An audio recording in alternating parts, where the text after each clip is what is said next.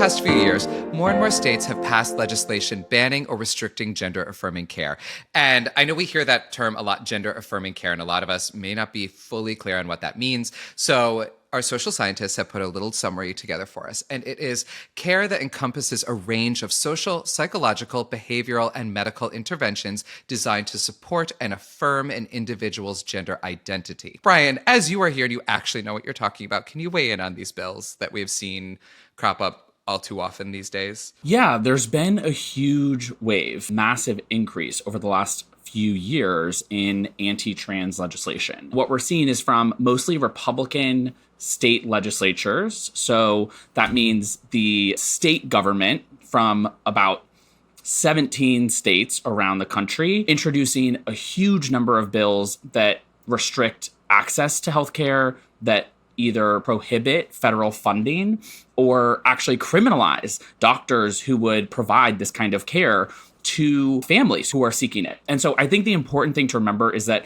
this is medical care that is recommended by every major medical association in the country. This is what is considered to be best practice.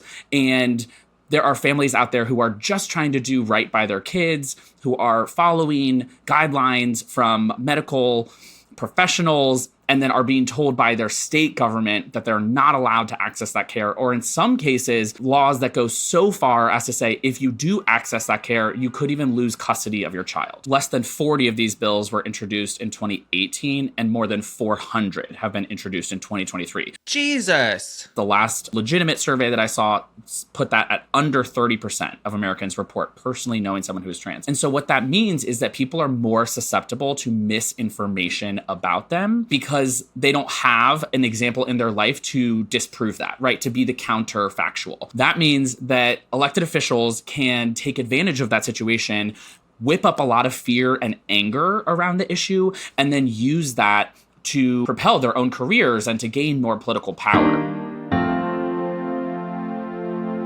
Red, white, and Twitter blue is very simple. Unlike my introduction, I will read you a tweet from a politician, and you'll have to guess who tweeted it from a list of politicians that I will give you. It's a fun little multiple choice game. So here is our first one. Who is challenging Jimmy Kimmel to a b-ball match?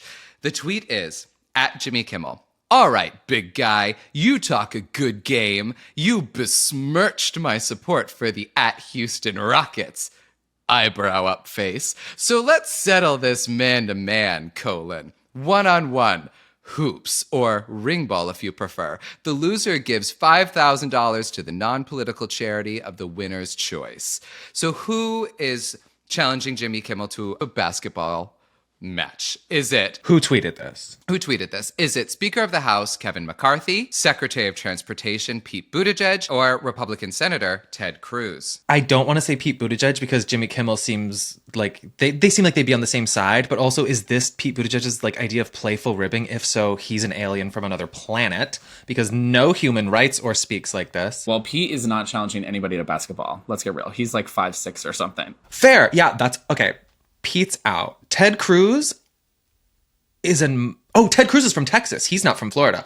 Okay, so maybe Houston Rockets. Ted Cruz is from Texas. I'm going to say C. Is that what you were thinking, Brian? Absolutely, Paris. You nailed it. Ding, ding, ding. And you are both correct. It is America's favorite vacationer, Ted Cruz. Oh, my God. It's just a bummer that this is even a thing. What I will say is that this ends the conversation on ukuleles. Ukuleles should be banned. Yes. They should only be restricted to American Idol and Hawaii. No more ukuleles anymore. I'm done. I love that you're like the biggest issue, that the thing we've learned here is that do not use ukuleles. It is. That's such an important part of the conversation because this is so twee. No one's talking about it.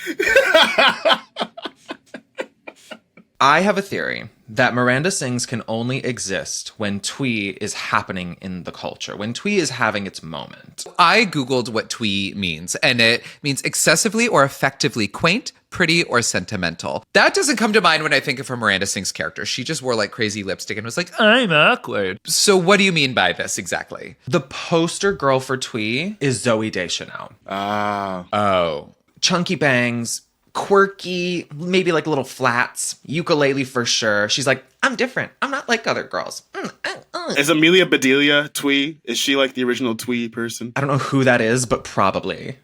Oh my God, I just brought up Amelia Bedelia in an improv the other day, and no one knew who I was talking about. She stays on my mind.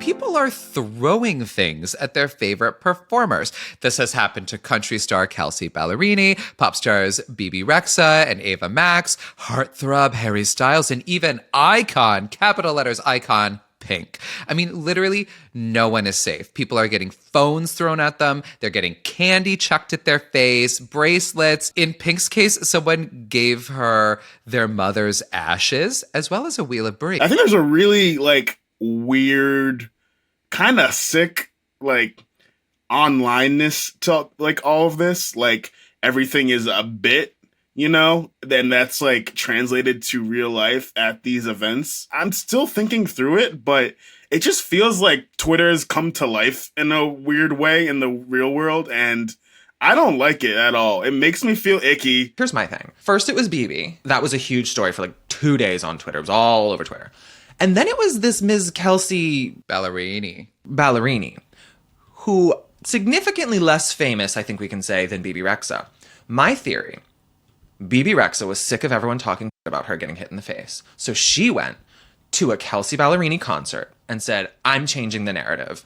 Take that,